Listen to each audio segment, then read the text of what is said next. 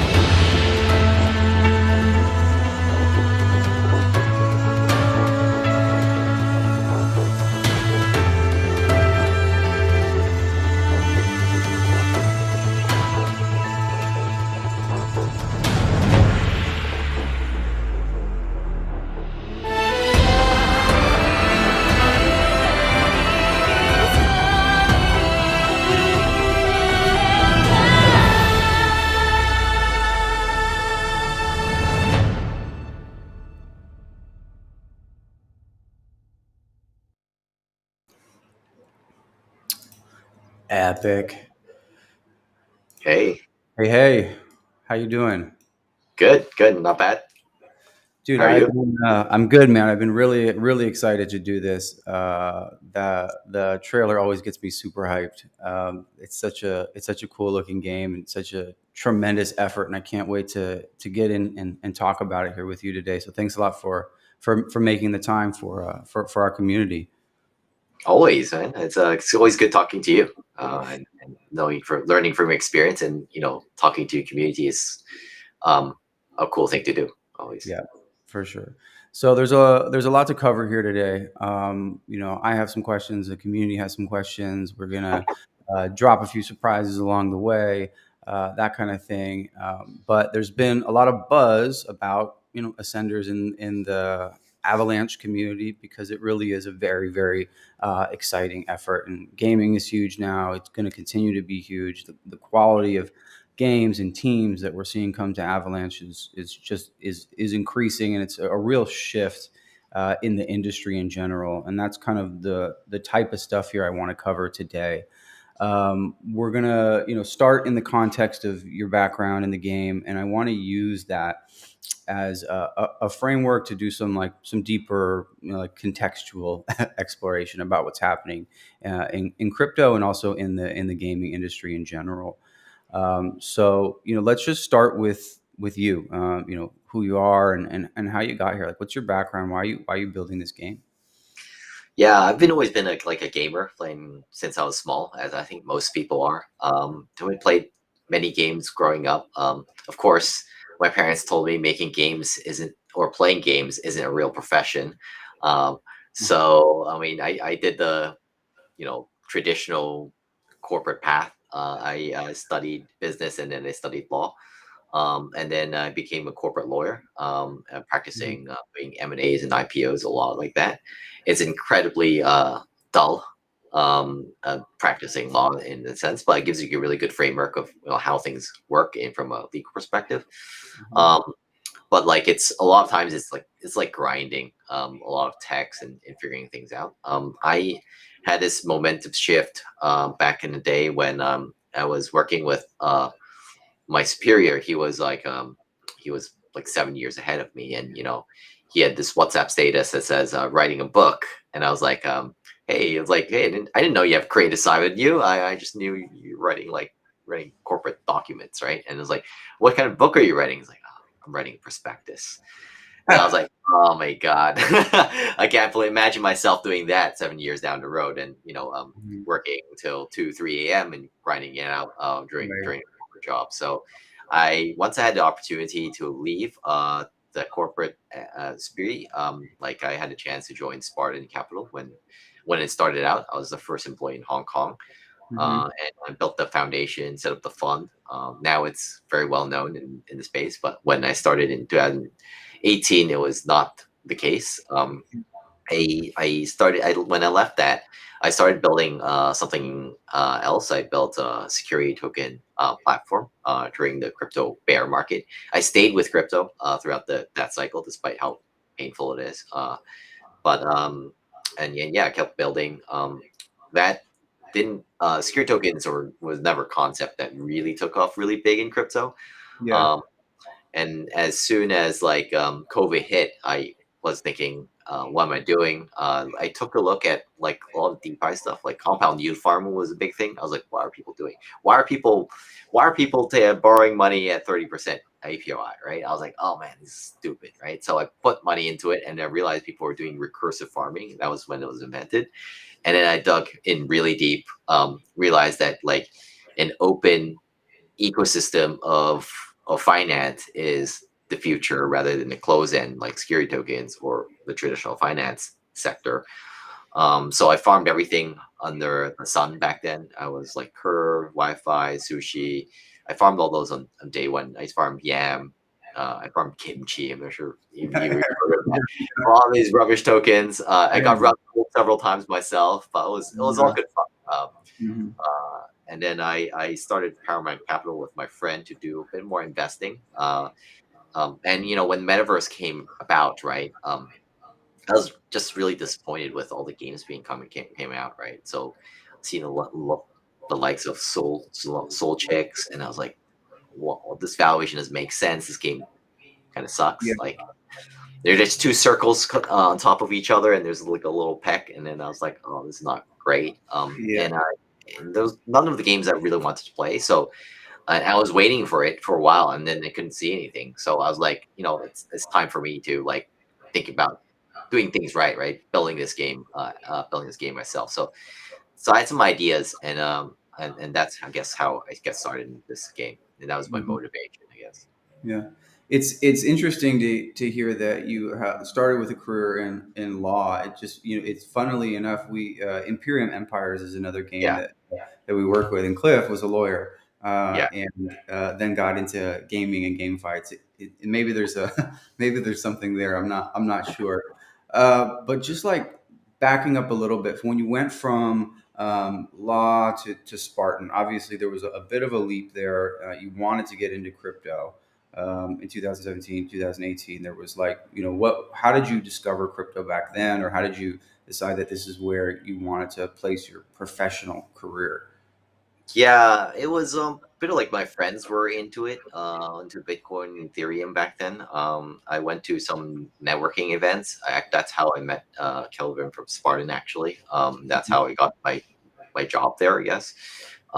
It was just people were, like VC investing in startups is kind of exclusively been done in Silicon Valley, and maybe in some aspects in the world, like maybe in Hangzhou in China or something, like very specialized location. And finally, in crypto, it's automatically like decentralized, where there's no central base where people could start projects in, and that was an opportunity for me being in Hong Kong. It's not really known as a place to do startups.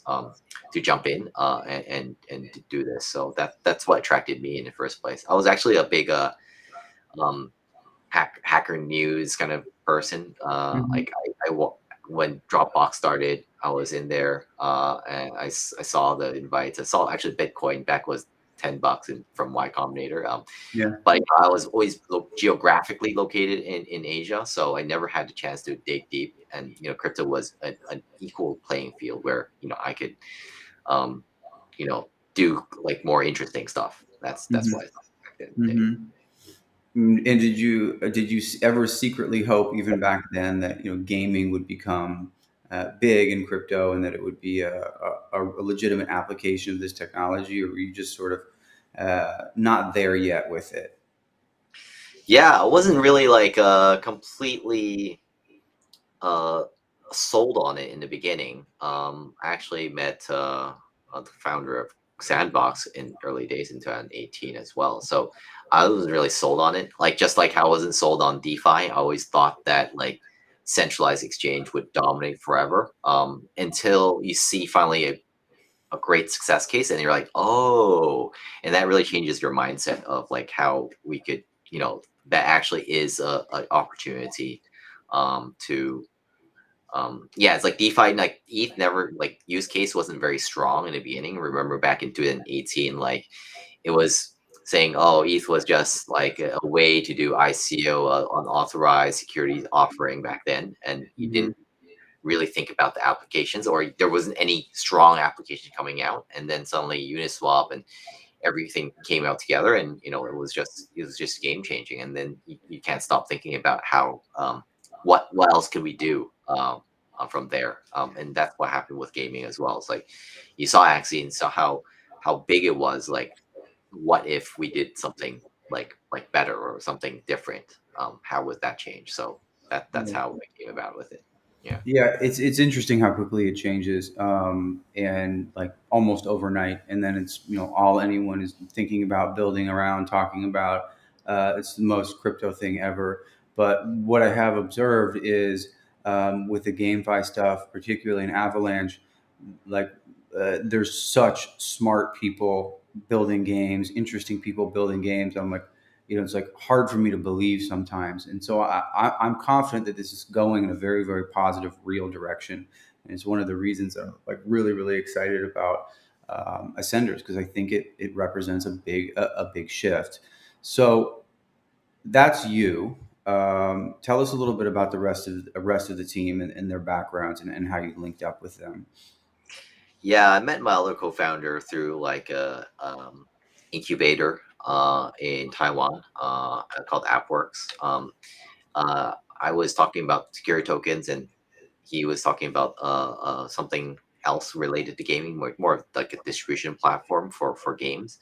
Hmm. We hit it off because it was um, you don't really see many people working on the Call of Duty franchise. Like, and as a corporate lawyer, you're like, oh my god, like, how do you do game design? A lot of interesting stories that come out from there.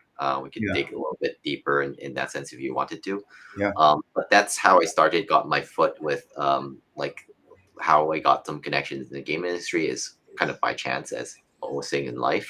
Uh-huh. And then it started growing from there because he obviously worked with other people in the gaming industry. Will's been gaming for 35 years.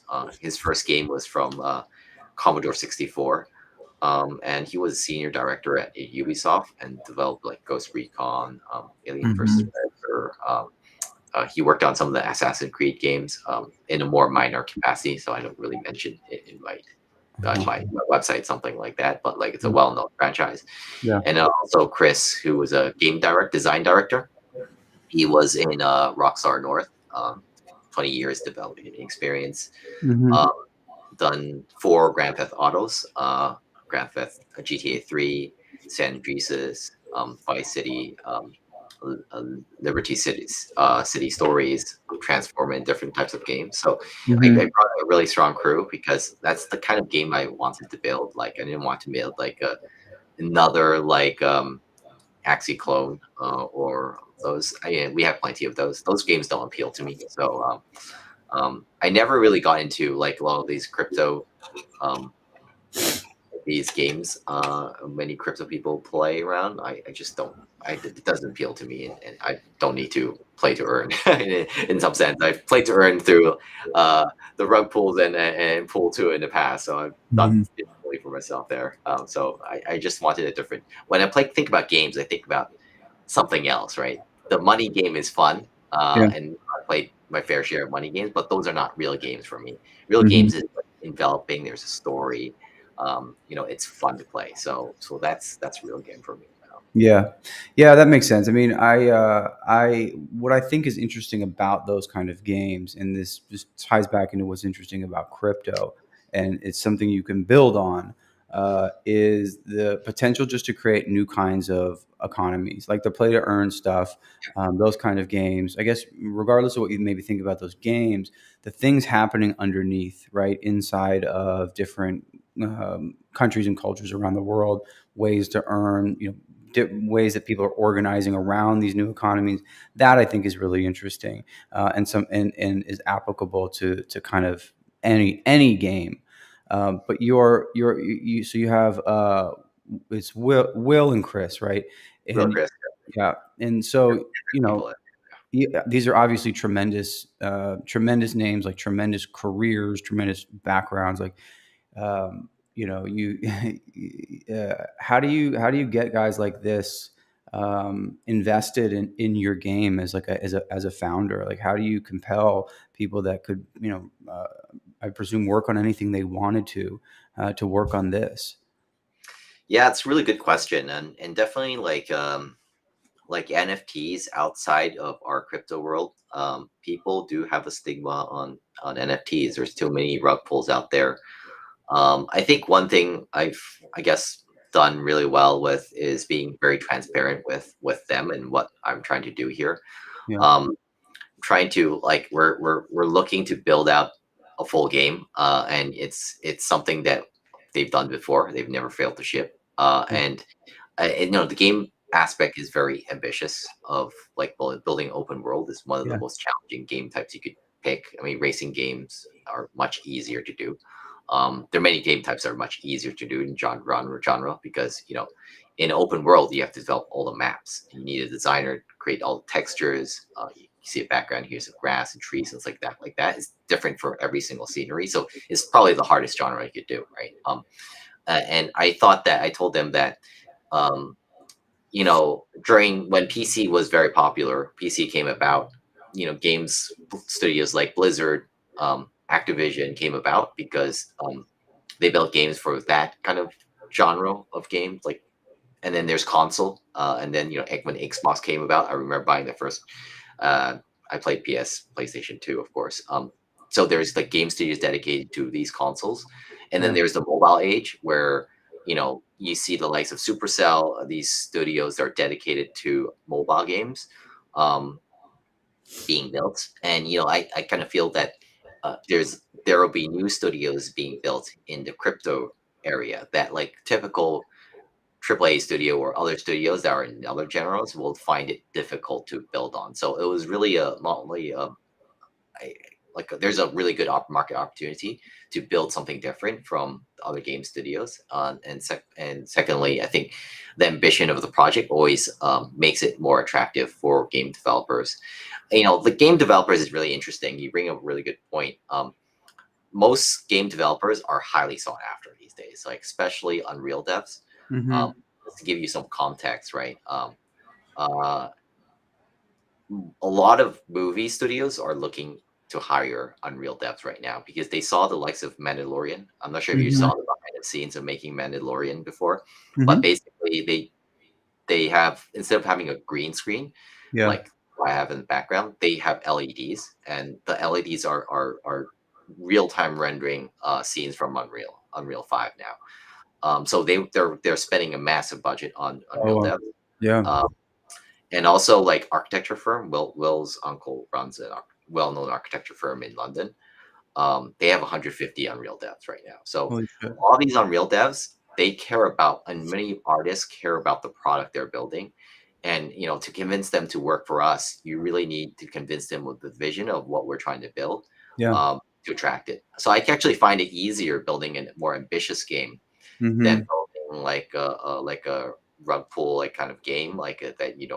Life cycle is only like 3 months or something. They Yeah, don't care about that. They're artists for a reason. They're artists because they care about making something cool. right. And that's how I managed to convince the team and stuff. Uh-huh. Well, here's like a hard question. If Yeah. maybe if there was kind of like one thing that you think, did it for them, where they sort of turned on and they were like, yeah, this is what I want to work on about Ascenders. What was that thing? Yeah, I think one thing I wanted to, I guess there wasn't really one big thing. I mean, we started working together, and I always, I built the trust in them and to deliver, and they built the trust in me to let them have, I guess, a freedom of expression of expressing what they want to do in creative the game. Like I don't come from uh, a gaming industry background. I not looking to. I think many of those traditional game developers are always thinking about profits and cents a little bit. Where I'm like, let's make something really cool, and if they have some really good ideas, then I adopt them, right? Of course, I Hmm. I give them the reins to run with their creative freedom. I think that's I think that's what's different from like their own corporate games job. Yeah. Yeah, that's interesting. That actually makes a lot of sense. Um, okay, cool. Well, so tell us about the game. Tell us about Ascenders. Kind of give us the high level pitch, and then we'll dig into it.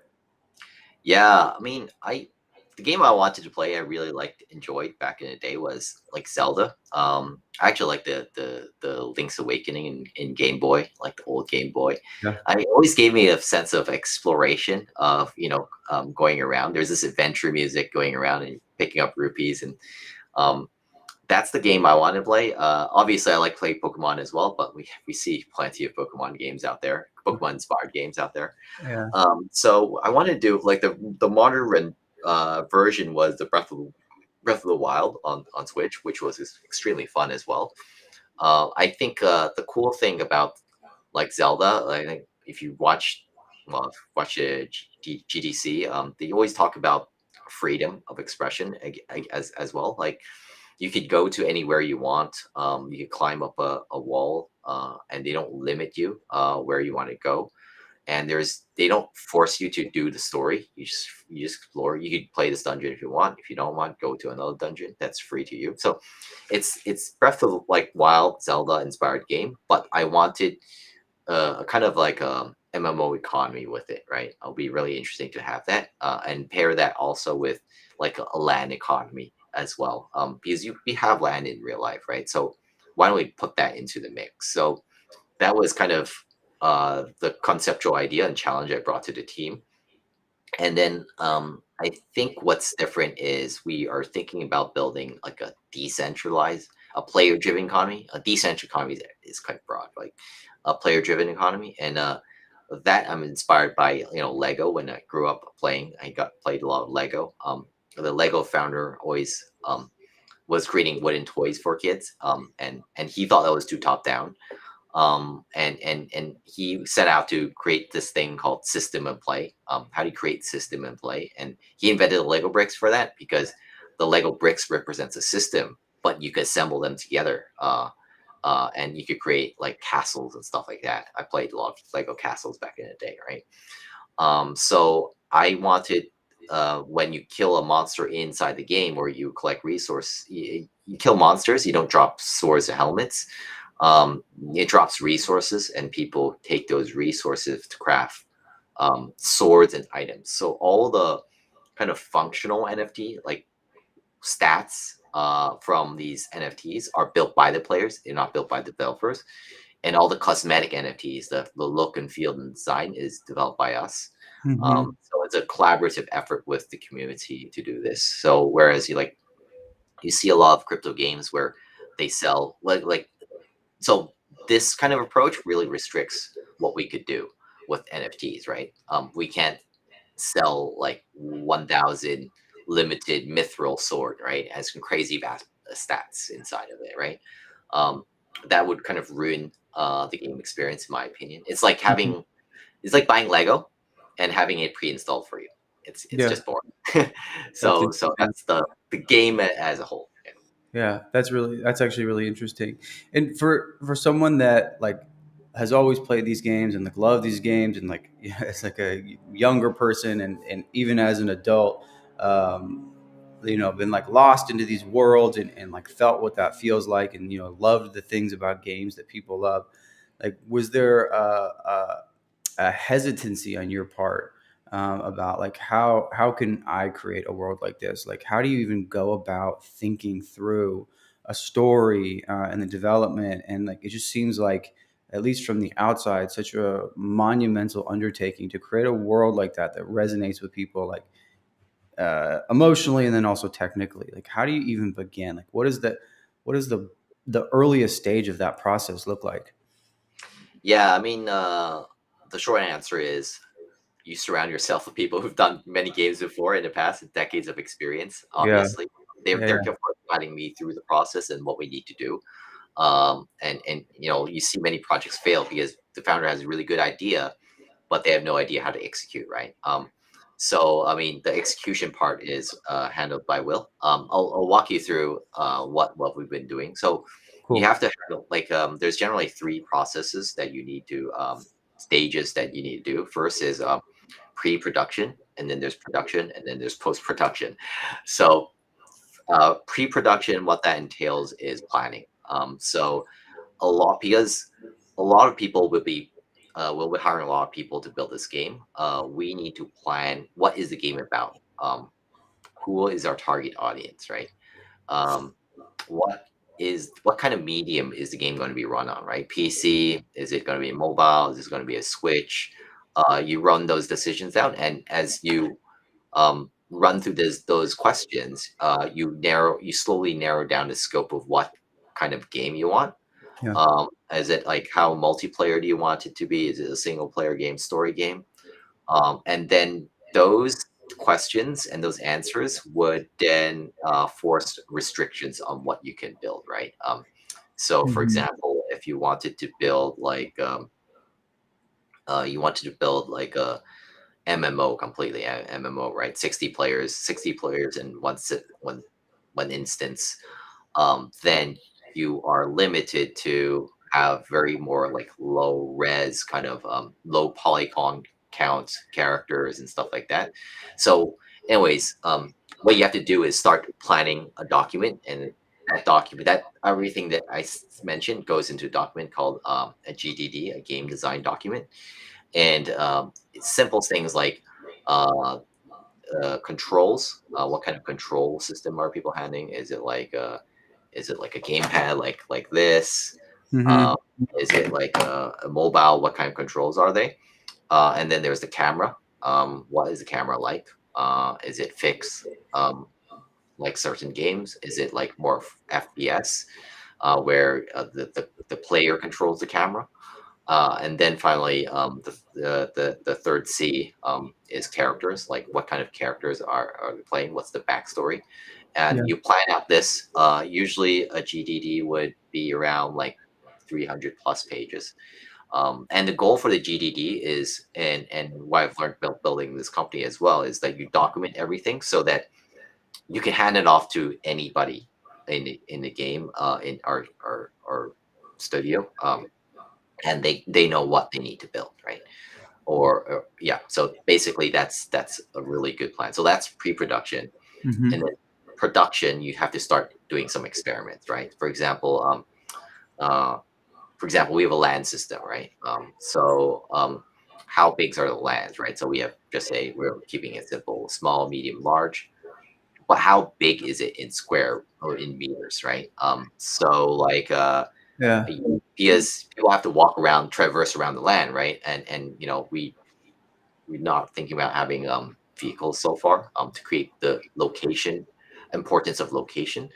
Um, but if it takes so long to walk from one place A to place B, takes 70 hours to walk, then it doesn't make sense. The scale doesn't make sense. So you have to run a bit of experiments on like how big the lands are, how in actual meters, um, how big the structures are, and how they fit. What can they build on the land? So we have to run experiments like that.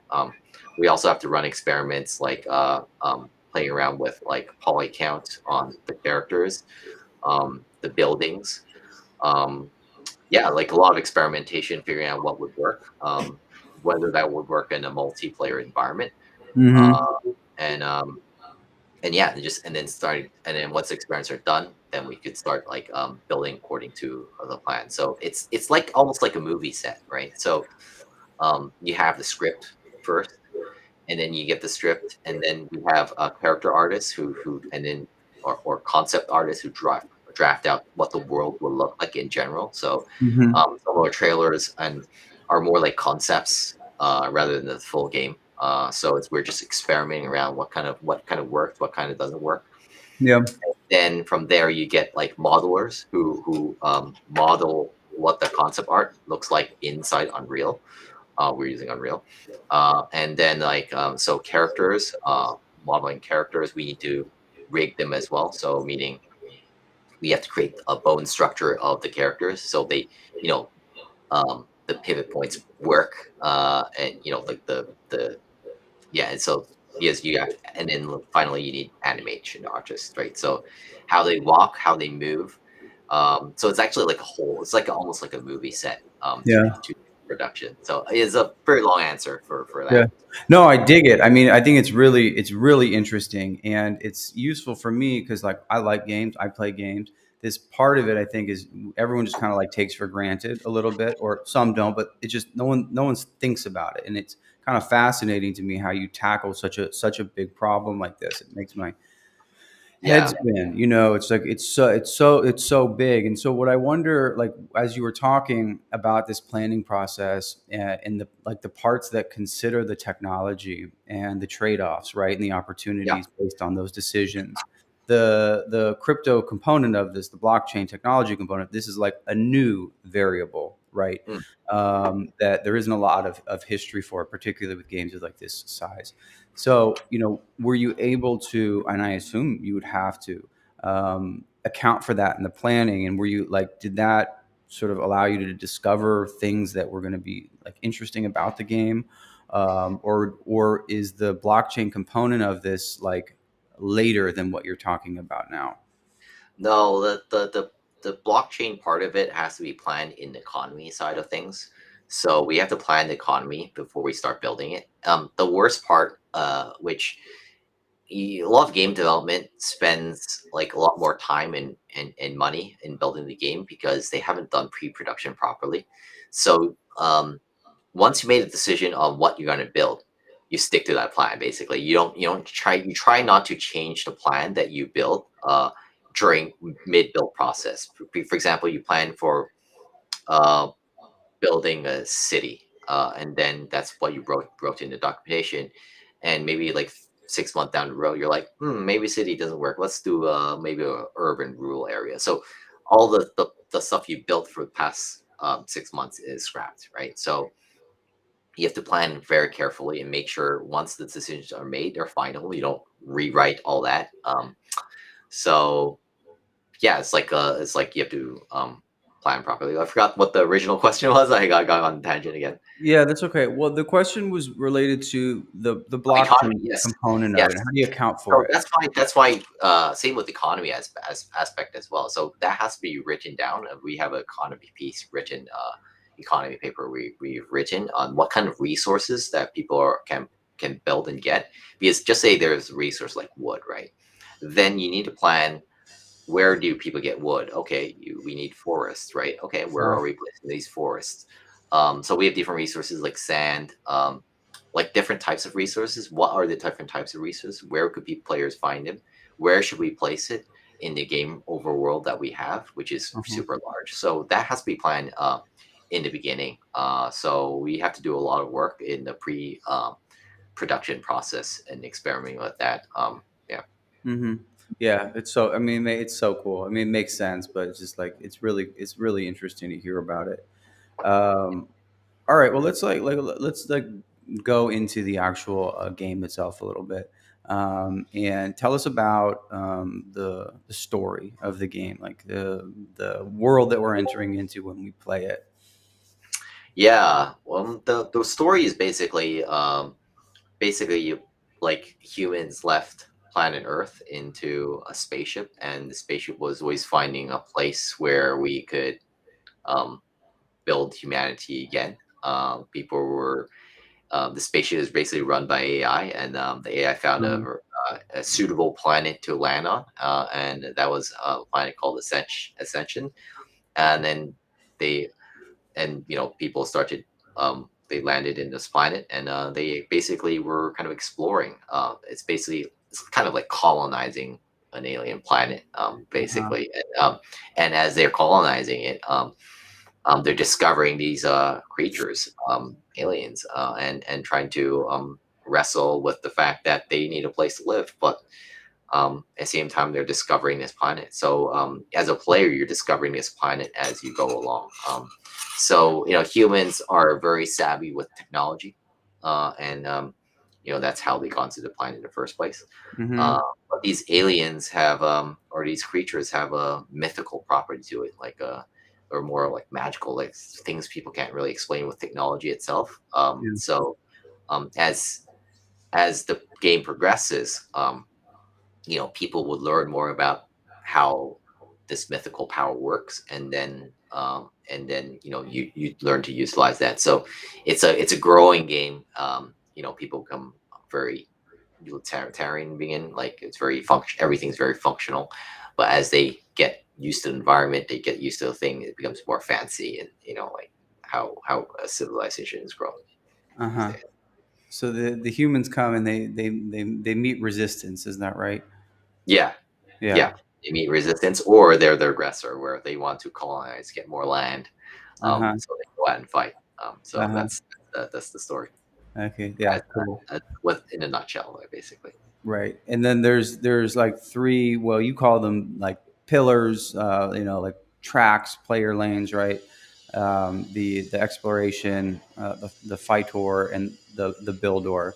Yeah, Um, and I want to cover each of these individually because I think in doing that you can highlight the ways that you're thinking about building a durable economy and how they kind of play with each other. So let's start with the explorations. Like what can a player actually expect as they're choosing this path through the game?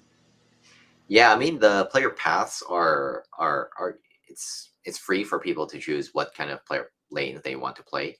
We don't prescribe it, so you could be all three lanes, right? So, but a typical player usually have their own natural tendency, right? I mean, there are people who are more casual.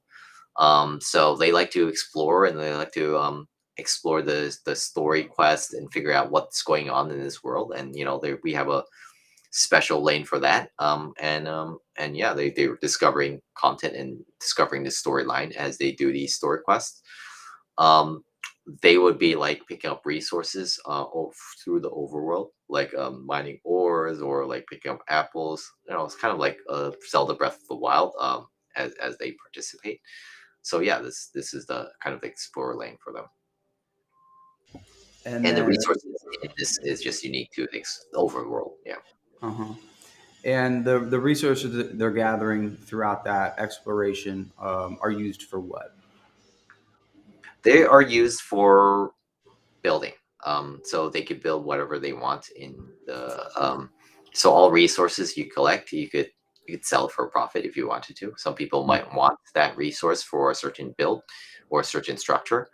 And yeah, I think it's for really building and crafting these NFTs that people would like to build. Yeah. Awesome. And what about the Fightor, the dungeon clearing? Yeah, so I mean, there are people who love a bit more action. They play the game to be kind of like the best. These are people who love climbing ranked, and their sense of satisfaction is being superior over others, and essentially like, hey, I'm a challenger rank in League of Legends, so they have a sense of pride of their craft of being the best in the game, and we want a lane special for them as well. So they're more like min maxers. They go and try to beat dungeons, and yeah. So the dungeon resources are unique to the dungeon class. So Mhm. you don't get that anywhere else. So that's to reward them for competing for in these super hard challenges. Yeah. Mhm. And then finally, there's the builders. Tell us about that. Yeah, the builders are people who like to play the meta game, kind of like Kobe. They're guys who read all the patch notes, figure optimize what's going to be the meta item Mhm. or structure. And the builders could be building buying land and building on land, or they could be just building different kind of like uh, so when you get these resources, you from the dungeons or gather from the overworld, you bring it to a smithery inside a land, and you craft items from the smithery. And these are the builders. And the smitheries, the blacksmiths, like they you make economic change choices. So there's like level one blacksmith, there's level two blacksmith, there's different level of blacksmith, and you could and a certain type of blacksmith would build a certain type of item. So players have to make economic choices how you upgrade your blacksmith, right? And upgrading blacksmiths again, so of course, takes resources. Um, so I think what's cool about it is that people would be making economic choices of what they're building, and if they choose the wrong build, or there's no such thing as wrong build, but they might try to build a blacksmith that gives them the most profit, but they build Mhm. a blacksmith that builds an item that is not very profitable. So that's possible as well, right? But Mhm. you give them the tools and they make the decisions on that. Yeah, those are the guys that like impress me. You know, I would be a fighter and explorer, just kind of like slashing and like zoning out and like just like Yeah, walking around. Like that's my style. But the cool thing about crypto games is that and I don't know like how this. Maybe you have an opinion about it. You know, I don't know how this compares to like PC games or the games of yore, but it seems like there is the these communities of people that come and really study the economics of the game, and I think that's partially because, or maybe even mostly, there's a lot of money to be made, and you know, and there's real economics involved. And you know, you do see stuff like this with you know, Axie and Crabata and like, you know, smart yeah, people putting out interesting ideas. And again, this is the thing that just kind of blows me away. Is like, how do you design an economic system that can withstand that kind of investigation, that kind of like scrutiny? I mean, it feels to me like it has to be sound and then able to be discovered by people, and what they discover has to make sense to them. And like, I just never can understand how you go about designing something like that. yeah. I mean, the solution is there's no strong bullet point solution. I mean, you could hire PhDs, and we were looking into it, but like, I mean, the truth is, you try to build as best as possible, and you plan as much scenario as possible. You try to again, like the way you do it is you think from like a black hat perspective, and like how to abuse the system. Yeah. I think like for example, tokenomics. How do you like build a kind of a you're thinking about how do you abuse the system that the creator built. That's one way to do it. The second way, which is most reasonable way, is you iterate really quickly. So you build I don't think many crypto games talk about this a lot. I don't think they have this concept, but you need to build an analytical backdrop infrastructure in the game in the beginning, so you're able to monitor everything in happening in the economy. Yeah. So for example, right, and from there you could have AIs to optimize and balance the game well. That's one way. Yeah. But like to know what's happening in your economy is super important.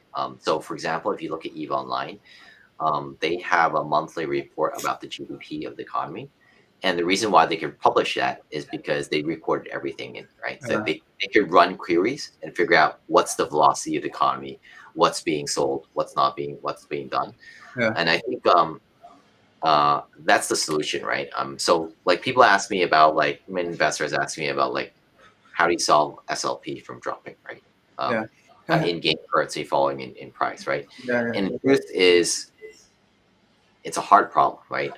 Even the U.S. government, with all their PhDs and all the, you know, everyone in the world's looking at it, and they have no good solution how to solve the inflation problem as well, right? I mean, they're trying to, but you know, they have the government, U.S. government has one like they have really have one lever, right, which is like interest rates.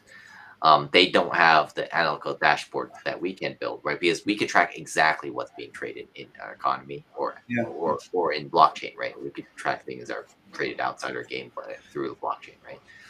Um, and then you figure out where things are, right? So, for example, there's inflation in our in-game currency. Okay, where is that inflation coming from, right?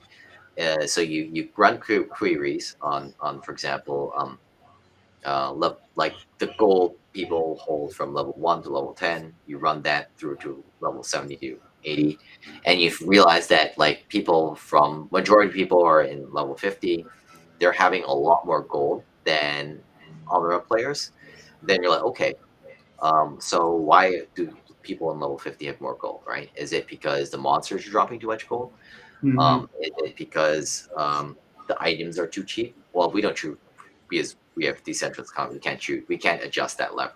We can't increase the prices of items. Like, but like traditional games would be able to adjust these figures. So yeah, I mean, it's really being cognizant of like you can't you need to track everything and making sure you have the levers on the server to push changes to the game, so you don't have to every time we update the balance of the game, we don't need to like update your client, right? That's kind of stupid, right? We Right. update from our server and it gets pushed to the players immediately, and we do it real time. So this is how we like think about economy and do balancing in economy.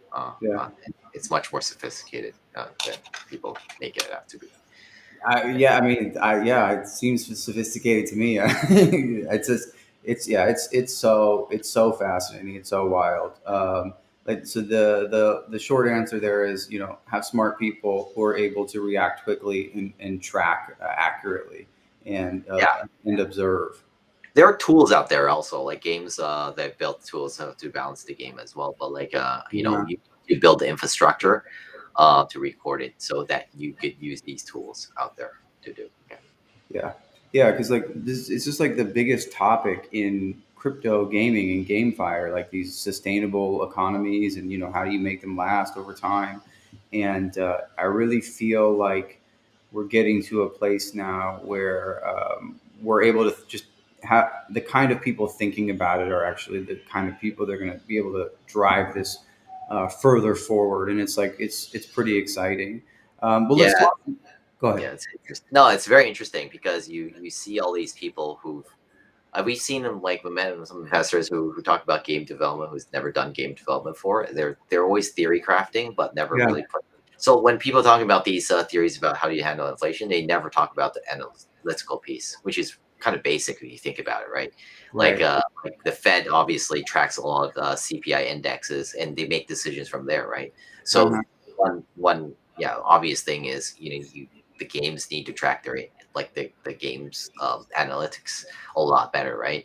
Whereas a lot of people theory crafting and thinking about like how do you create um, better money sinks and stuff like that, which are useful. Like, of course, we need money sinks, but like the more fundamental thing is making sure you know what's going on in the economy and making adjustments on the fly, right? Yeah. You can't plan for everything, so Yeah. yeah, Theory crafting. I like that. Um, well, so related to that are the marketplaces, and one thing that stood out to me that's super super interesting, and I want to just explore as much as we can, or you can talk about it, are the player owned economy, but like the guild halls, right? You yeah. guys mentioned that the players can create their own communities with their own rules and run their own marketplaces, and I think that's like a sneakily humongous concept. So what can you tell us about that? Yeah, I think guilds are definitely like a natural part of games, and now really big thing in crypto as well. Like you see many guilds raise over $100 million. But I think essentially what a guild is just like a DAO, right? It's just a place where people coordinate and work together towards something, right? So I mean, we have different player lanes, and I think people eventually specialize on one over the other. And guild is just a place where they come together and work on building a treasury together, a guild together. So we envision people coming externally. They have their own guild and they want to build on top of our game. And then or some people who naturally play the game and then it's only, hey, let's form a guild with a few friends. And they build a game that's internal, and then they go out and they could build on other games as well. So this is how we kind of see interoperability of NFT assets to be like, or assets to be like in crypto.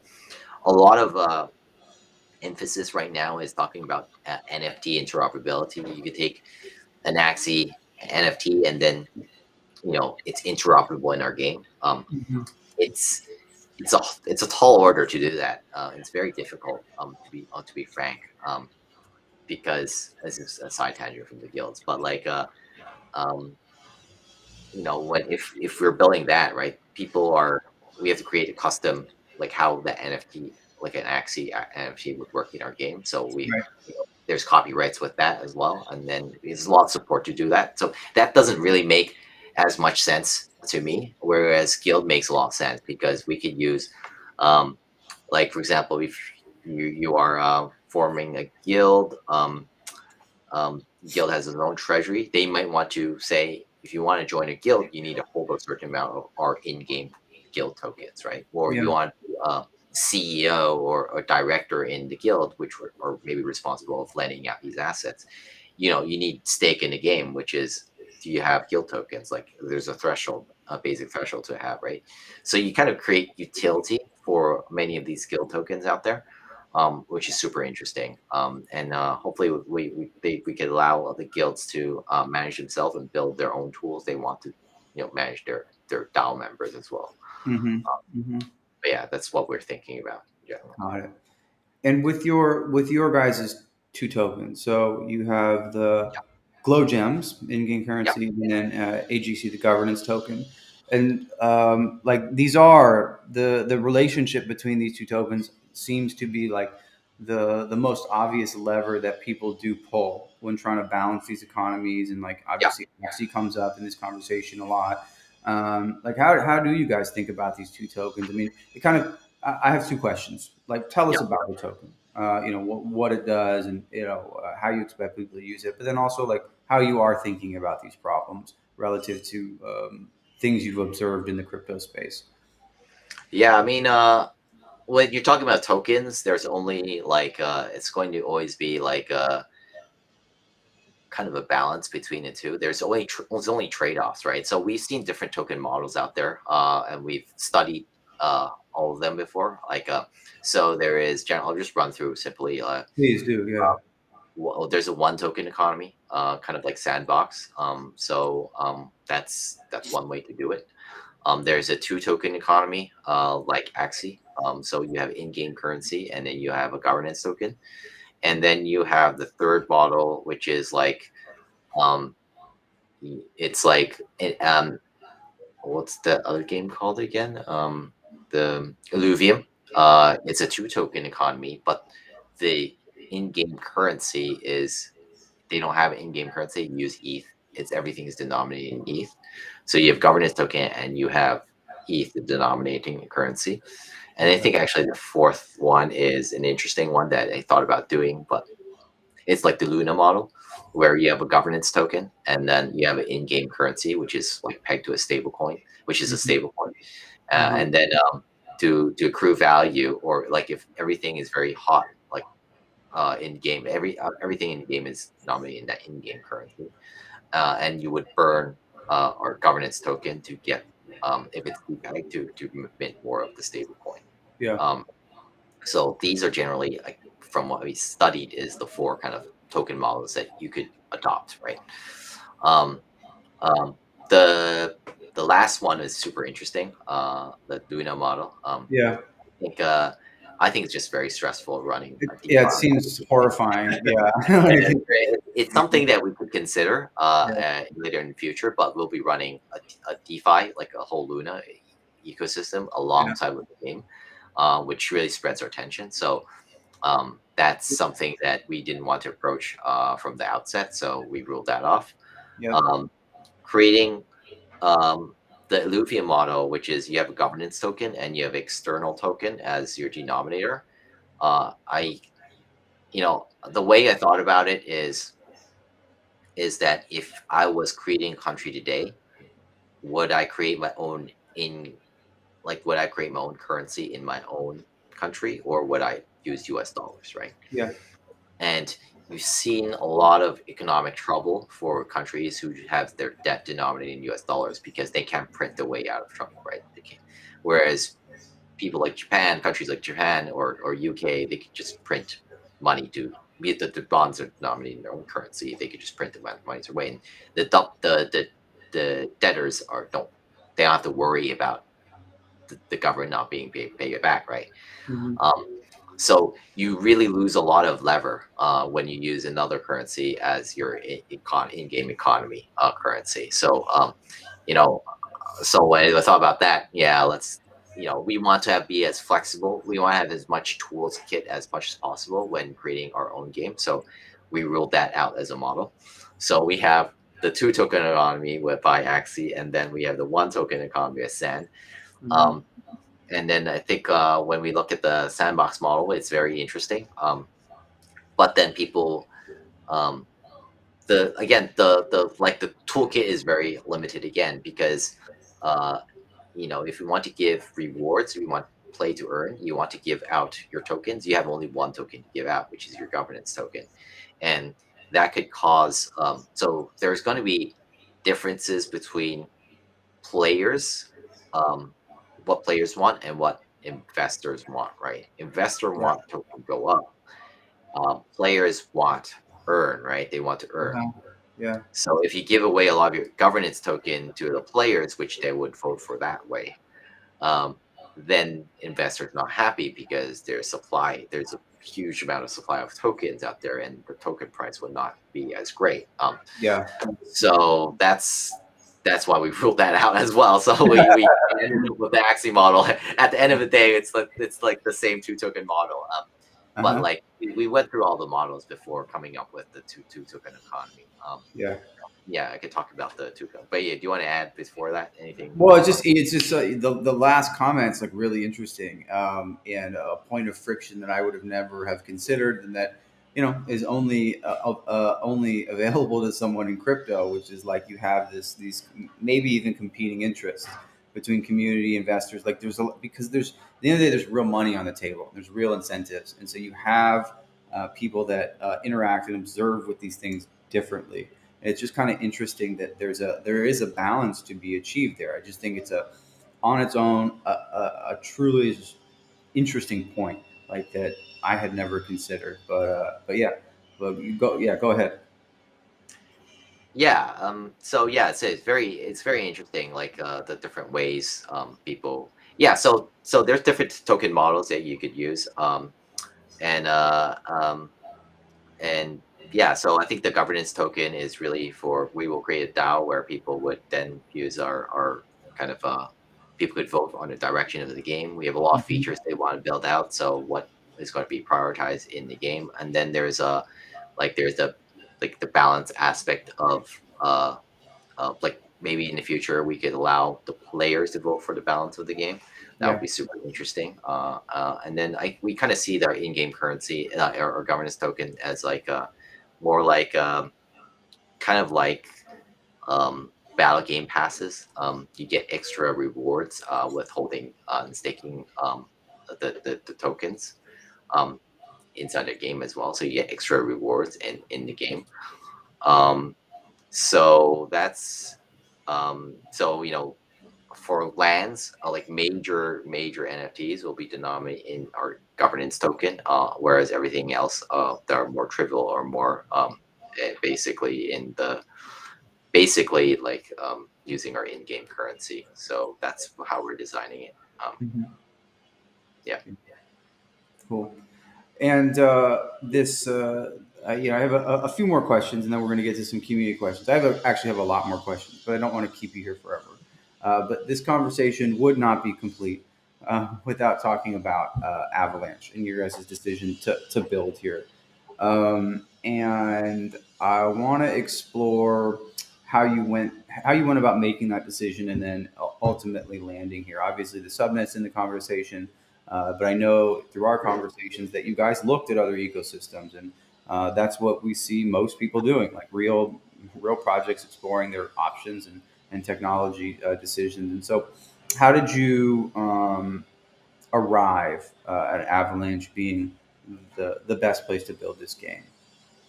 Yeah, I mean, we've spoken to other L1s as well and L2s, and we arrived at Avalanche because we thought like the community is very strong in Avalanche. I think other like tokens, L1 tokens are like more the community is less united together. And that's one thing I noticed from just like looking at the ecosystem throughout the broad.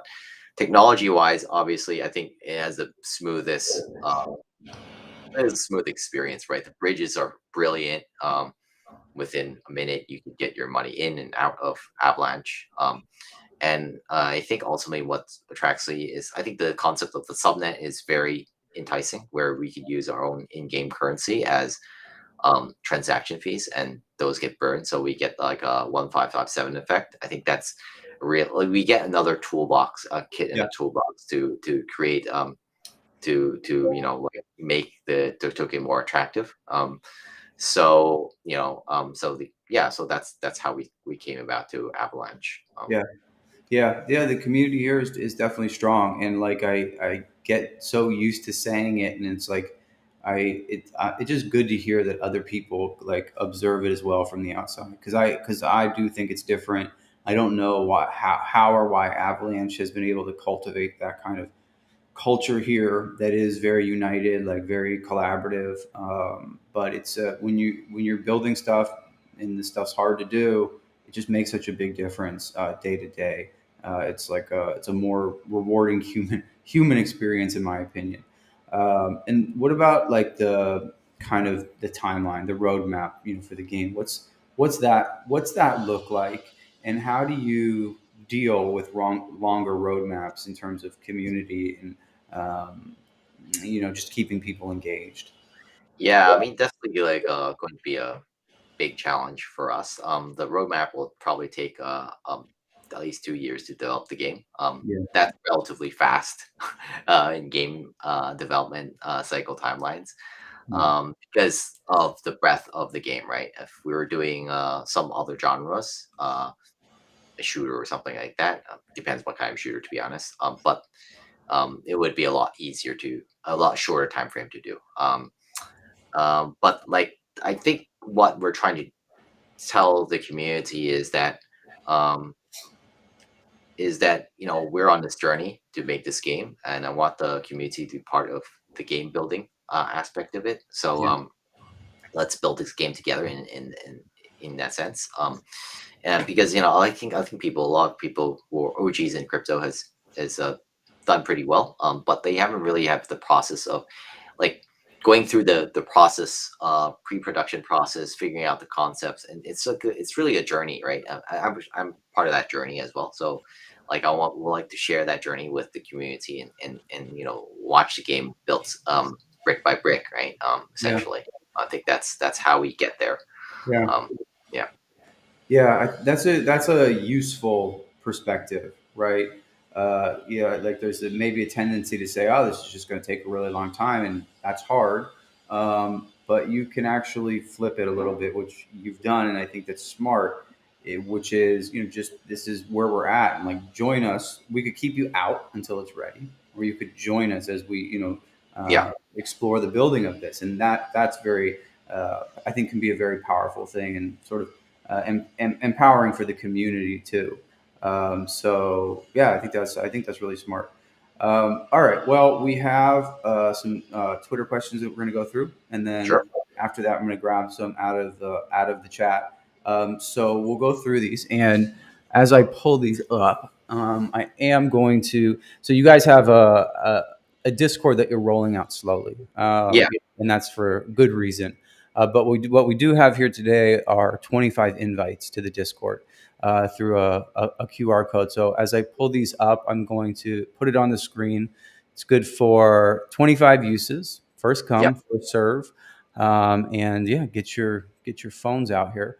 And let me just pull this up. So let's see, where's the best place for this bad boy? We'll leave it right there. cool, Okay, yeah. So get it while it's hot. Okay. So these are some questions we pulled off Twitter, and I think they're good ones.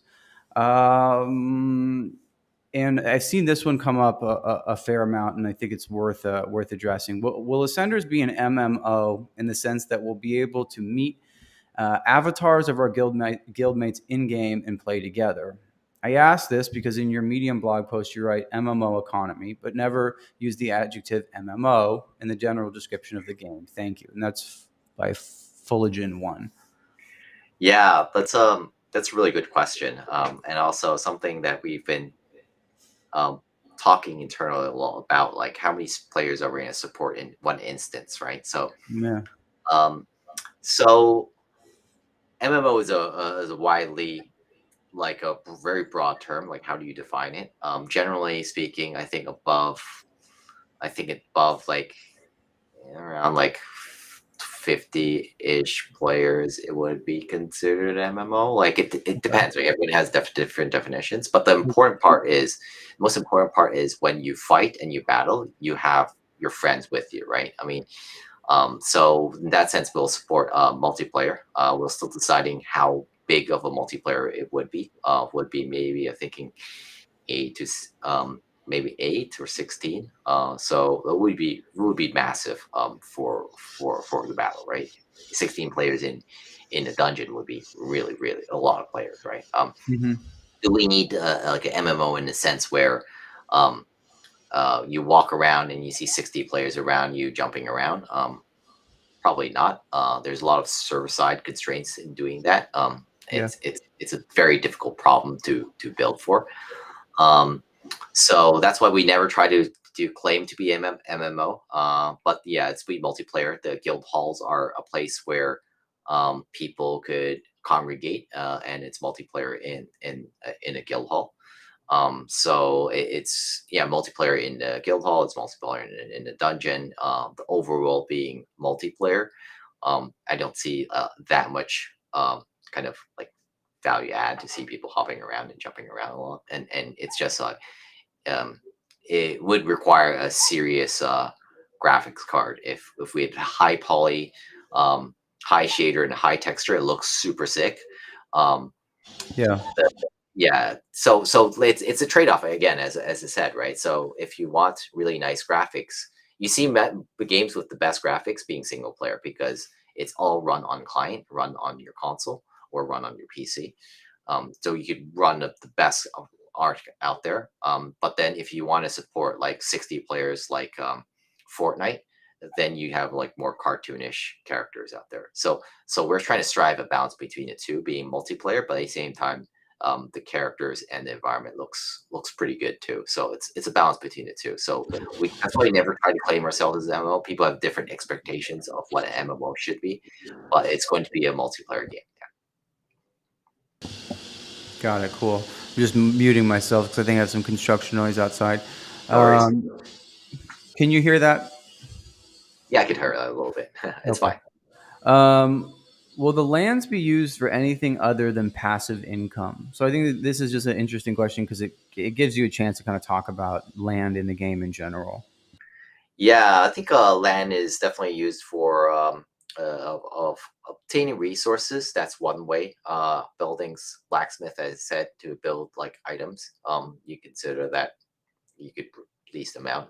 Other players could build on your blacksmith, and maybe the people would call that income.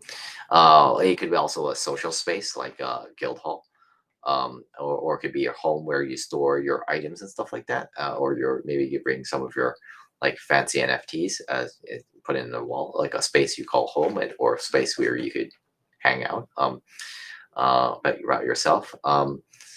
But yeah, I think we are thinking, and I think land's a place where people could express their creative desires a little bit, because you could build the land the way you want to build it. I mean, I wish I had like the resources and in real life to like build my own home, buy an empty plot of land, and imagine finding architects and building the house that I want to do. So we want to give that creative freedom for people to build, right? So I enjoy that personally. I play Clash of Clans, and people, I like building the place, the little castle up, and upgrading the little halls, attack towers and stuff like that. Um, but yeah, it's really a place where people could express themselves and build like the place they call home themselves. Yeah. Yeah, that's awesome. We have Donny Mew asks, uh, most of the games only focus on PvP mode, so their environment is limited to only a battle arena. apart from that, no adventure or exploration. Play Center seems to build great worlds to explore. Yet, is there a PvP mode to engage amongst players rather than just engaging with AI? Yeah, so we're first like trying to build a PvE mode first. I just want to build the overworld and like kind of Zelda-ish game. PvP mode we would launch out in the future as well.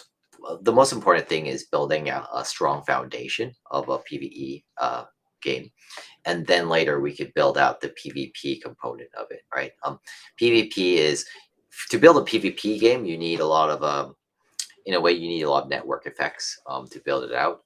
I guess like certain PvP games have bots in them. Like Mm. PUBG right now has a lot of bots inside them, even though it's supposed to be PvP. Uh-huh.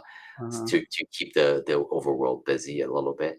But Uh, yeah, so PvP is our focus, and PvP will come, right? So maybe when we run competitions and stuff like that, we could have a PvP arena where people fight around. And they compete for prizes. I think that's cool. yeah. So it's kind of like more about building out the foundation of the game before introducing those elements. Yeah, exactly. Mhm. Yeah, that makes sense. Um, Penny Ahmad, could you tell us about the motivations and benefits for holders to hold the token long term? So what I what I think he's asking here is just like, how do you expect this the governance token to behave over a long period of time, and why? Yeah, our tokens we would have a staking module, so we could distribute our tokens throughout, and the motivation in that aspect is really is to decentralize the game as much as possible, so that be super interesting. My motivation really to distribute the tokens is that to and once we built the foundations of the game, we give it to the community to govern. And yeah, like wondering how like for example, the balance of the game. I kind of like I see like a lot of crypto games out there, and the game developer balances something, meaning nerfing certain axes or certain stuff. Of creatures or something like that, and destroying the value of the NFT for the player, which is Mm. kind of sad in some ways. As game developers, you always get complaints of about you not balancing the economy well enough. But what happens if we give the community the ability to vote for these balancing changes, and run the game they wanted to always want to run it, run a democracy and figure out how things are done. So I think that's how we're thinking about like the benefits of the token. It's really let the players and let the community decide how the game is going to be governed, because a lot of these games, AAA games out there, are all governed by the game dev team, which is great. But like over time, I think like you kind of see a bit like how Blizzard kind of went downhill with their community. They haven't listened to the community for a long time. Hmm. This way, we just let when the tokens are out there, people would then take the tokens and vote things in, and if they want to replace the dev team at the end of the day, like us, that's fine as well. Like it's up to the community to run this project. So, but of course, we need to build a very strong foundation before we hand it off to the players. Before they oust you. Yeah, yeah, exactly, right. We want to build StarCraft, fully full formed StarCraft, and then they tinker around, right? Yeah. So that's the goal. So yeah. Um, uh, Examunu asks, there are lots of different metaverse projects nowadays. How do you position yourself among them, and what makes you different from the others? So, would you consider this a metaverse project? Um, yeah, I think I would, because it's a really large overworld, and people could hang out and play around in this world, right? So I would. There's different types, like if metaverse is one of those words people don't really understand what they are, but like we've created the way, like the game so that people have there's a lot of freedom of expression, so you could play the game you want to do, or you could just hang out the game if you wanted to. So Yeah. for me, that's like the metaverse that I would like to play. Whereas if you're like a shooter game, the whole purpose of the game is shooting, then I would say that's a harder stretch to be a metaverse, because there's really one goal in the game, which is get Yeah. the highest kill Mhm. death ratio. Mhm. How we positioned ourselves differently from others is that, as said before, we kind of like a lot of crypto games out there are just they're A/B testing different projects that are out there that's successful, like Axie and all the other stuff. Um, yeah, I mean, like you see, yeah, I won't name the names, which kind of games are kind of clones, or they change certain narrow parameters of the game design, or the token aspect of a certain game, and they've released their game with their NFTs and stuff like that. Um, what we've really done is, in a way, like just focused on what we want to build ourselves. So I'm not sure, like when you talk to projects, have you seen any game economy design like us, or like how we're thinking about it? It's like because I haven't really studied very deeply in what other projects are really doing, because Uh-huh.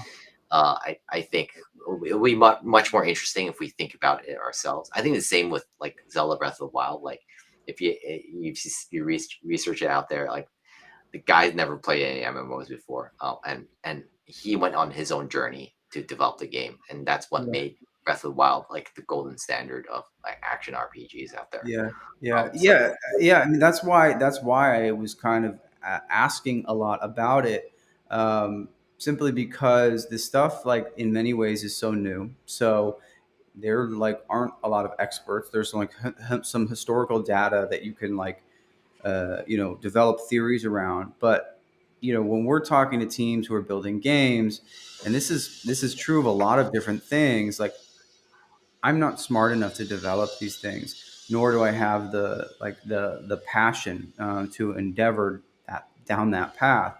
What we do look for, and what I think we can identify very easily, are people like you that are interested, and have some conviction, and firm beliefs around what should be done, and then we can support and foster those efforts, right? And have help you go out into the world and build and do it. And that's our position on it. So we identify good thinkers and people that care about something. And believe it or not, that's kind of rare. And those people, those minds, those teams, they aren't hard to spot. And we just sort of align ourselves as best we can, and then step out of the way. yeah, no, you guys are, you guys bring a different perspective. And when we started out the project, I mean, spoken to you, you guys have a, a take in token design and tokenomics, and community building that I thought that was really useful. Yeah, So thanks for that, and yeah, we've went for a long way, I guess, kind of from when we first met, but like yeah, it's great to like yeah, speak to you and get your yeah. insights as well. Yeah. Well, and that is a part that we do understand very well, and is more broadly applicable, I would say. The GameFi game economy, is I think is just a really hard problem, that we're interested in seeing good teams work on. Yeah, Um, I agree, but and I think every like the reason why I set out to do an action RPG rather than any other game, is because I call our game like a full stack economy, meaning like everything from the governance. We have a governance token, we have in-game currency, we have NFTs, and then we could build like NFT marketplaces on AMM, um, like all that. Everything we've done in DeFi could be built in the game, and it's naturally embedded into the game, because because it's an action RPG, right? It's like almost like yeah, real life, right? So that's what's really cool about it. So that's why I would call it metaverse, is that someone could build like a NFT lending platform or mortgage platform and build it into the game, right?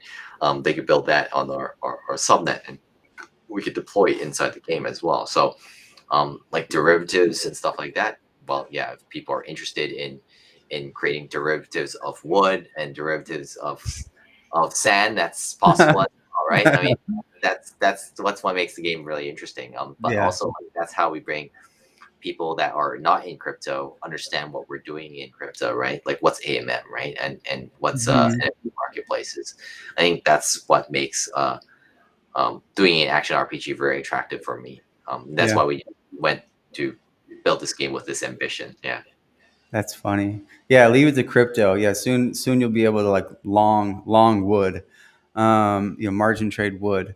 Yeah. Uh, If they want to do, if they wanted to, right? People could build the tools and they could speculate if they wanted to. But like, but everything you seems do cool. outside the game could be done. Yeah. Yeah. Okay, one more question here, and then we'll go to the chat. Cool. Um, so we covered this a little bit, but there's a part of this question that we didn't. Okay. Um, what is the gameplay like? What is the game most similar to? And I think we've got that down. But how big is the world? How long does it take to reach max level and progression? And so that's kind of the part I want to focus on. Is that even the right way to think about it? Yeah, I think sizing wise would be the size of Belgium. The team is based in Netherlands, so we based it on Belgium rather than U.S. city. Uh huh. Yeah, the city of Belgium, and that's how we're thinking about the size of it. So um, yeah, I think that's basically the size. Level progression wise, we are thinking about like what the level progressions are. I think what we do is have a player cap as a level cap as usual, and slowly lift the cap up over time. I think it's Mm-hmm. just like some people are just crazy, right?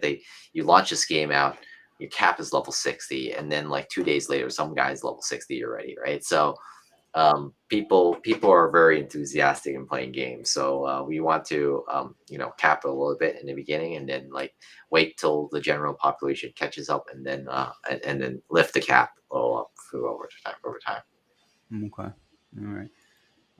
I see that the Yeah, the the country. Discord has been expired and it got taken, so I'm just going to pull that down as I look through these questions. That's cool.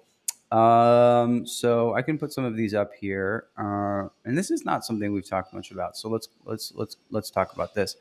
Android Fixer, how are the fighting mechanics going to be Dark Souls like, complex, or simplistic? So really, just let's talk about the actual battle mechanics and how you're designing those. Yeah, I think what I'm leaning towards, this is not decided set in stone. So more, I think what we want to do is leaning to be more simplistic. So it depends what kind of like against what kind of medium we're building, right? If you're building on mobile, you can't be complex, right? So I think we're not going to focus on we'll, on fighting mechanics on mobile. Like it'll be like a companion app, and you can build things on um, in the mobile if you wanted to. So Yep. it would be, I think, generally being simplistic. I would lean towards simplistic rather than more complicated fighting. Mm-hmm. But this is Mm-hmm. something that is still up for debate and discussion internally. Cool. Okay. Um, mm, mm, mm. Uh, this user asks, I think one of the problems with blockchain platforms to reach mass adoption is the number of regular users. What's your plan to attract users to Ascenders? And I want to add on to this question. How are you, with the more traditional core team, like coming from the traditional gaming world, how are you guys thinking about marketing this game to normal players? Like, is there a potential here to advertise and market like this game like a normal game? Are you going to try and appeal strictly to crypto audiences, or is it just something in the middle? How do you go through that? Yeah, it's a really good question, right? And maybe if we even dig deeper into that, is that um, how centralized is the game, right? The more centralized the game, the easier it is for people to play the game, right? So it's like trading on Binance versus trading on Sushi Swap or Uniswap, right? Uh-huh. By trading on Binance is just registering your account, doing some KYC, and putting some money in you're just good to go. Whereas you need some knowledge about like setting up MetaMask or hardware wallets to then trade and to figure out understanding what is approving a contract, and then trading it. So so that's, I guess, one question we've been debating about. I think what we're trying to do is like it'll probably take 2 years to build out the game. So we've decided to so with centralized approach, you could customize all the assets yourself, and like kind of like Binance. Um, the core idea of the reason we are going for the centralized approach, and the reason why is that if DeFi is eating CeFi, centralized exchanges, why are we building it using the customized approach like Binance? So I think within 2 years time frame, I think people would then be more well acquainted with DeFi and how to operate wallets. That's our hope, at least, and that's the assumption we've made. Rather than doing a customized approach, and you have to stress about security and stuff like that. So that's one way. So reaching mass adoption. Yeah, I think the way we could reach mass adoption partly is because is making sure we have a free to play lane. So we don't require you to buy NFTs to play the game. You're free to play the game as there's a free to play lane. I don't believe in gating people out in the game. I think yeah, that's definitely the one reason. We could also I like a lot of crypto influencers on the influencers in the esports space are coming into crypto gaming, and they see the potential of like ownership of their own NFT assets, and playing crypto games out there. So actually, many of our people that we have invested are like actual esports influencers. They're in more traditional esports world, right? Can't believe saying traditional esports because it's only been like what 5-6 years since, well, 10 years maybe at most, like since that growing up. But but that, I guess that's how you grow, reach mass audiences, reach out to these influencers and play your game. We make a compelling game so people love to play it, and then having the earn component as also a thing. It's like a thing to attract people to come in, and then once they're playing the game, they're attracted by the gameplay rather than just the earn component of it. Yeah.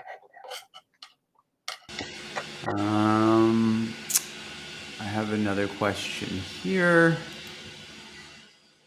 Will the Ascenders be available on all devices? Now, I know this isn't true, but developing the game for mobile devices too will make things interesting as people use mobile devices now. Well, I really wanted to use this question as an excuse to talk about the platform, right? Because it's not a browser-based game.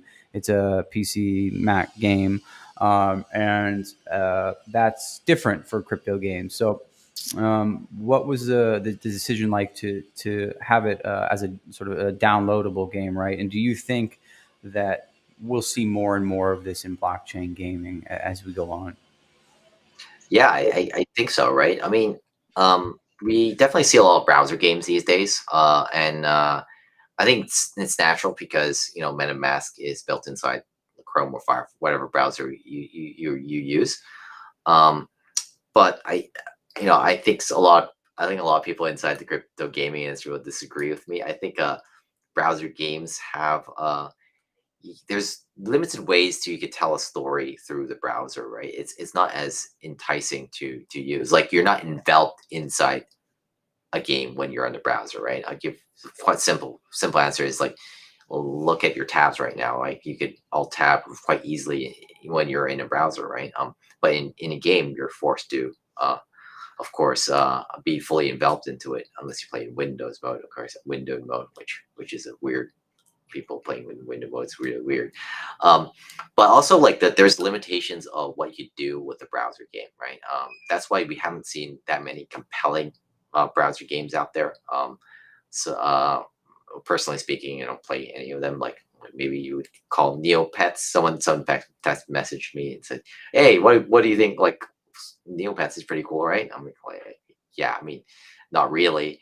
And I played all the the Flash games back in the day, right? 10 years ago, they were really big, right? I mean, there's Winter Bell. I'm not sure if you played it. It's like a little bell and this bunny. Uh-uh. And then there was there's a McDonald's game that you run a McDonald's and you'd farm and stuff like that. Those games are nice, but they're really not really like compelling game stories. So that's why we're doing a downloadable game, and then we have crypto on top of it. That way we could have a very we could have a triple A game experience to do it. So yeah. Mm-hmm. Okay. And this will be I think the last question here.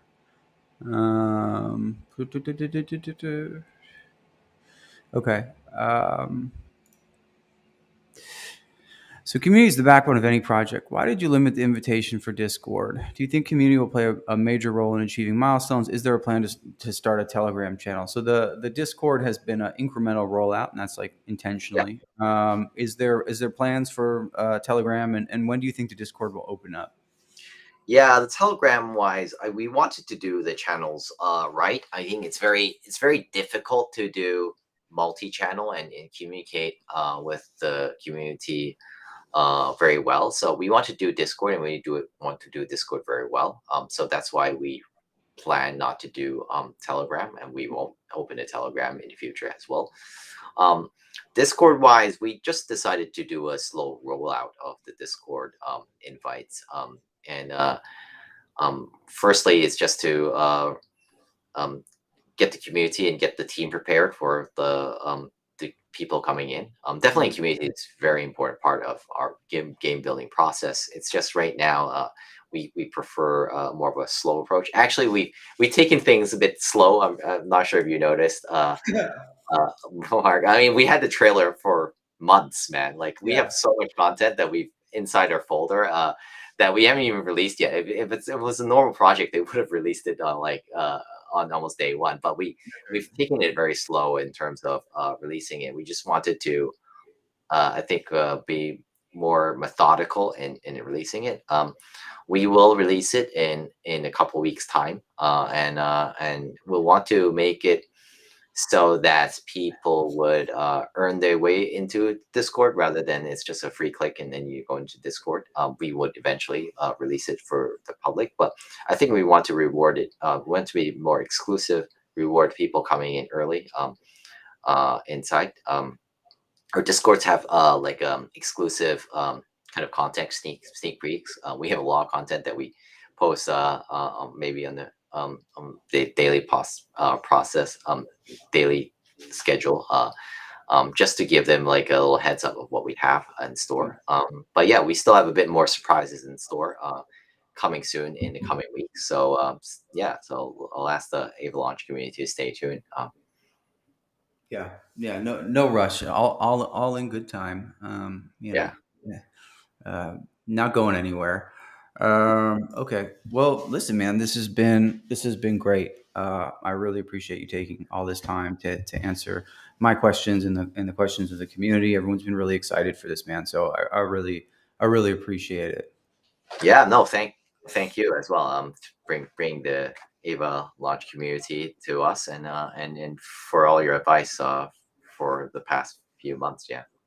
It's really our pleasure, man. We're super excited about you and your team and your project, and yeah, we're gonna be with you till the end, man. So we'll do this again soon. And you're gonna be at the summit, right?